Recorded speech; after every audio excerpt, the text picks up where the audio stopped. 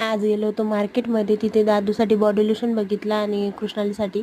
नंतर गिफ्ट घेतला आणि बड्डे पार्टीला जायला हा होता आमचा लूक. बड्डे पार्टी होती एका मुलाची, तिथे गेलो होतो.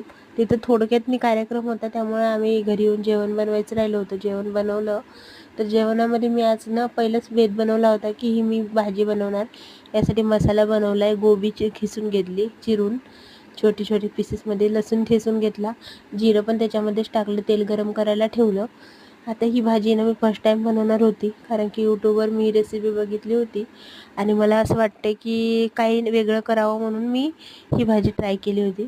तर छान मीठ टाकलं, लाल तिखट टाकलं आणि हळदी पावडर, जे जे मसाले असतात ते वगैरे टाकले आणि त्याच्यामध्ये थोडंसं बेसन पीठ टाकलं आणि छान त्याची भजी कशी असतात तशी तळून घेतली, मंचुरियन बॉलसारखी. मंचुरियन जसं बॉल असतं तसं.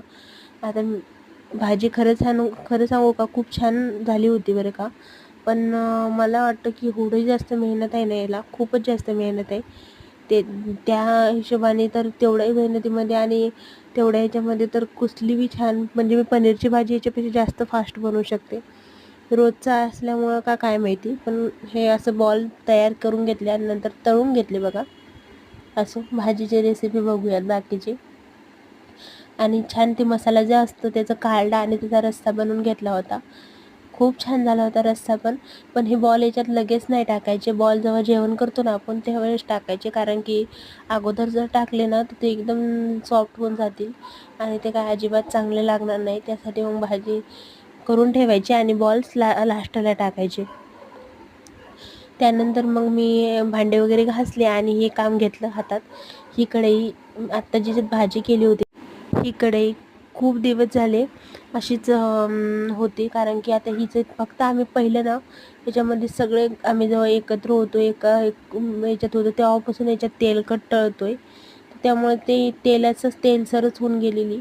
आणि खरं मी कधीच वापरायला काढलेली नाही आहे.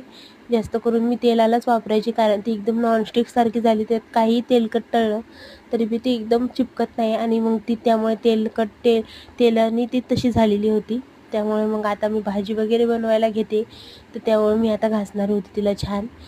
खूप जास्त मेहनत करून त्याला गरम करून मी यांनी चम्मचने घासून घेतल्यानंतर भैया पावडर टाकूनसुद्धा घासून घेतलं. पण खरं सांगू खूप छान निघाली होती ती. आणि घासायला थोडासा लागला हाताला घेऊन, पण ती खूपच व्यस्त निघाली होती. साईन पेपरने पण घासलं, पण आखरी लास्टला एवढी निघाली, ह्याच्यापेक्षा जास्त काय निघतच नव्हती. माझे हात लाल झाले होते फार. चला, कसा वाटला व्हिडिओ नक्की सांगा. Bye bye.